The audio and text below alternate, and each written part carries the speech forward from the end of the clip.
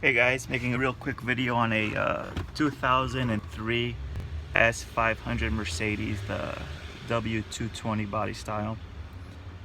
It's my sister's car. It's been giving us a lot of troubles lately. The battery died, we jump started it, didn't want to work anymore. We replaced the battery. The key didn't want to do nothing. Gave us an error message saying chip card not reading or whatnot, but I thought something was wrong with the key fob. Changed the batteries, cleaned it up, made sure the infrared and everything worked. Everything did. Checked all the fuses on the engine compartment. You have a fuse box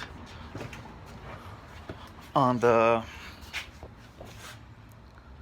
passenger side and another one on the corner of the driver's side. You also have a fuse box underneath this rear seat. I have no light here. Well, hold on.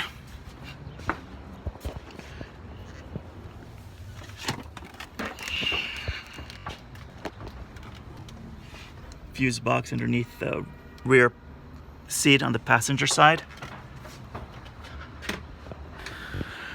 Checked all those fuses, was fine. I've been looking online, going crazy, trying to figure out what's wrong with this car. Finally figure out what's wrong with it. Another fuse box on the passenger side by the door. This one is hidden, kind of hard to get to. Fuse number 78, which is a 7.5 amp fuse, was burned out.